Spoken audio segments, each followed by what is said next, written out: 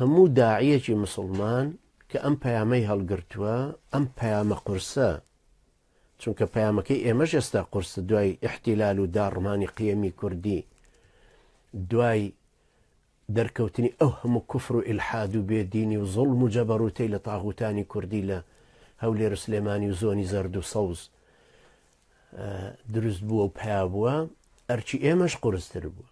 بەڵام بێ زۆر سینە فراوان بین، زۆر بە جورئەت بین، زۆر جوامێر بین، زۆر پشو درێژ بین، زۆر پابەند بین بە دینەکەمانەوە، یەقینیشمان هەبێت کە ئەو خوای پەروەردگارە ئەم دینمان سەرەخە، یەقینمان هەبێت کە خوای پەروەردگار مادام لێی نزیکین و بۆ خوا لێ بڕاوێنی و نیەتمان بۆ ئەوە خوای پەروەردگار سەرمانەخە، خوای پەروەردگار واقعەکەمان بۆ گۆڕێ. ئەو واقعانە هەمووی بە قەدەری خوای پەروەردگارە گۆڕن، بەس بە شەرتی ئێمە ڕاستکەین و سەرڕاستانە لەگەڵ خوای پەروەردگارە ڕەفتارکەین. ئەو کەسەی بیدایەتی سوورەتی ئەنفالی خوێندۆتەوە کە باسی بەدرە، خوای پەروەردگار ئەبینی چۆن واقعەکەی هەموو گۆڕیوە، وەکو زەمن، وەکو شوێن، وەکو حاڵەتەکان ئیذا ئەنتم بالعودوة القصوى وهم بالعودوة الدنيا، هەموو حاڵەتەکانی اختیار کردو بۆ ئەوی سەرکەوتن و زاڵبوونەکە بە نسیبی مسلمانەکان ببێ. بەڵام ئێوە بەس بچنە دەرەوە، ئیستیجابەی ئیمانەکەتان هەبێ، ئیستیجابەی ئەرکە شەرعەکەتان هەبێ.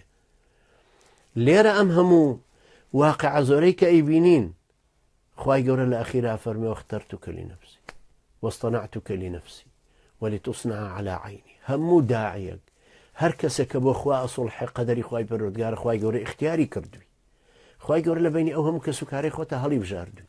تو ئاگال لێ لە دەوروبەرت چەند ئەهلی کوفرن، چەند ئەهلی فسق و فجورن، چۆن لەم ڕەمەزانەشا معسیەتی خوای گەوراکەن و یاخیبوون و سەرپێچی فەرمانی خوای گەوراکەن. ئەی خوای گەورە تۆی هەڵبژاردووە، هیدایەتی داوی، قورئان نەناسی، ئەچی بۆ مزگەوت عیبادەت ئەکەی، نوێژ و تاعەت و تەراویح و قورئان خوێندنەکانت، دەمت پاکە، پارسەنگی دەخلاقێکی پارسەنگ، ناخێکی پاک. ئەم ناخە پاکە تەسیری لە پارسەنگی ڕفتار و ڕەوشتت کردووە. ئینجا ئینسانێکی جوامێر و ئازا و بەغیرەت و بەهیمەتی بۆ هەڵگرتنی ئەم پەیامە کەوابوو لێ ببڕێ بۆی، خۆتی بۆ ساخکەرەوە. ئاخر ئاوا توانینە واقعە بگۆڕین. خوای پەروەردگار هەر یەکێک لە ئێمە هەڵبژاردووە، بەڵام ئێمە ئەگەر 5 دقە 10 دقە دانیشین بیری لێ بکەین و بڵێن ئەی بۆ نەمردین پێشتر، ئەی بە نەخۆشیەکەی فڵانی نەمردی، ئەی ئەو سیارە ئەو جارە خەریک بوو لێت دا، ئەی بۆ لی نەدای، ئێ باشە سوبحان الله ئەو جارە وەرگەڕا سیارەکە وەرگەڕا، هەموویان عەزێتیان بوو کەچی تۆ هیچ لێ نهات، ئێوە هەموو ڕەفیقانت جیرانی چ لێ نهات، ئێ تۆ پێشمەرگە نەبووی نەکوژرای، ئێ ڕەفیقەکانت نەگیران، هەندێکیان ئیعدام نەکران، ئێ تۆ هەر ماوی، ئێ ماوی بۆ ئەوەی هەڵت بژێرە ثم جئت على قدر يا موسى. بۆ ئەم هەڵبژاردنە قەدەریە کە خوای گەورە ئێمەی بۆ ئەم قەدەرە هەڵبژاردووە. چەند لە ڕەفیقەکانی من ڕۆیشتن و فەوتان و مردن یا کوژران، لە زیندانە مردن، ڕەحمەتی خوایان لێ. چەند معاناتی ترمان چێشت، چەند کەس تەسەوری ئەوەی ناکرد بگەین من بگەمە عومری 61.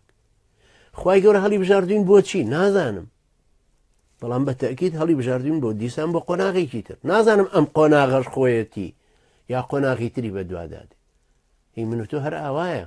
بۆیە خوای پەروەردگار ئەمە ئیرادەی بوو بۆی ئەم وەزیفە گەورەیە بخاتە سەرشانی، ئەنجا ئەم معجزە گەورانەشی پێ بدا، لە بەرچاویشی ئەم معجزەی ژیان و مردنەی پێ بدا کە بزانێت دڵنیا بێ لەوەی ئەم دارەی بەدەستیەوەتی دارێک کە چەند وەختە پێێتی ئەهوش بها على غەنەمی و خۆیدا بەسەریا و گەڵای پێخاتە خوارەوە، هەر ئەم دارێکە ڕێبارێکیش پێێتیەوە تا بەدەستیەوەتی و فرێداوە بێ باشدیای حوسەر ژدیای یەکسەر، بەڵام ژدیایکی زۆر گەورە بە کۆبرایەکی زۆر گەورە، کۆبراش بچووکە لە چاوی.